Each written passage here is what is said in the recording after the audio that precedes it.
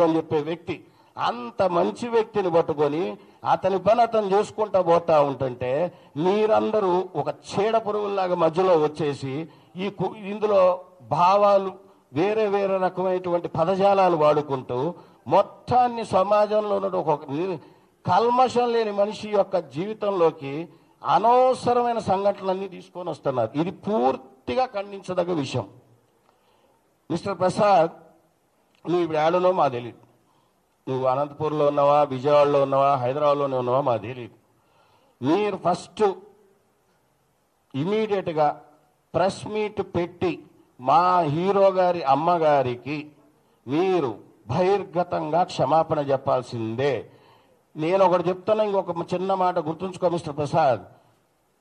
అమ్మగారు ఎందుకంటే ఎక్కడైనా ఆమె గారి చూసిన ఆయన ఎక్కడైనా కొడుకుని ఎంత చక్కగా పెంచుకొని మనందరికీ తెలుగు వారికి అందించింది. అలాంటి తల్లిని పట్టుకొని నువ్వు అంత పెద్ద పెద్ద మాటలు ఎట్ట మాట్లాడుతావా? నువ్వు అసలు నీకేం సంబంధం అసలు ఆ కుటుంబంతో మాట్లాడితే? మళ్ళీ నేను నందమూరి వాళ్ళకు నారా వాళ్ళకు ఫాలోవర్ అని అంటావు. నువ్వు ఫాలోవర్ అయ్యిండి ఆ ఇంట్లో వాళ్ళని తిట్టుకుంటూ పోతున్నావు నువ్వు. ప్రసాద్, ఈ క్షమాపణ చెప్పండి, లేకపోతే మీకు మా తోటి కన్వీనర్లు మీ అందరు ప్రణాళిక చేసుకున్నట్టుగా నీ ఇల్లు ముట్టడించడం అయితే మాత్రం ఖాయం.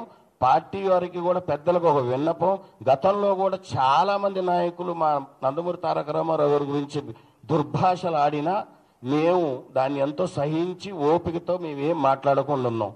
కానీ దీనికి దేనికైనా ఒక ఎండ్ అనేది ఉంటుంది. ఈ విషయానికి ఎండ్ అనేది లేకుండా పోతుంది.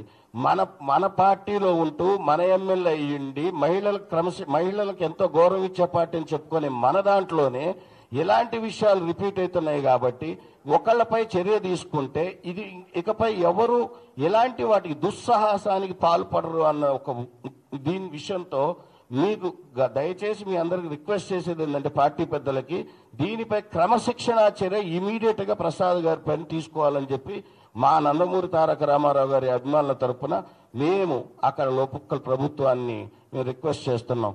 ప్రసాద్ మీరు గారు ఇంకోటి గుర్తుంచుకోండి అండి, not only in Andhra, Telangana కాదు, నార్త్లో కాదు, ఒక్కసారి కదిలిందా సైన్యం, ఎన్టీఆర్ సైన్యం పవర్ ఏంటో గతంలో ఒక 15 ఏళ్ల క్రితం అందరికీ తెలుసు. 18 ఏళ్లకే ఇండస్ట్రీలోకి వచ్చి ఏమేం చేసిండ్రో ఆయన మీకు తెలుసు. ఆయన ఆయన ఎంత మోల్డ్ చేసుకున్నాడో మీకు తెలుసు. మా అభిమానులను కూడా అంతే తయారు చేసిండు. కామ్గున్నాం, let us full stop for everything. దీనికి ఒక ఎండ్ కావాలి అంటే ఐదర్ ఆయన్ని సస్పెండ్ చేయండి లేదా మా ప్రణాళిక మాకుంది. Thank you. జై ఎన్టీఆర్.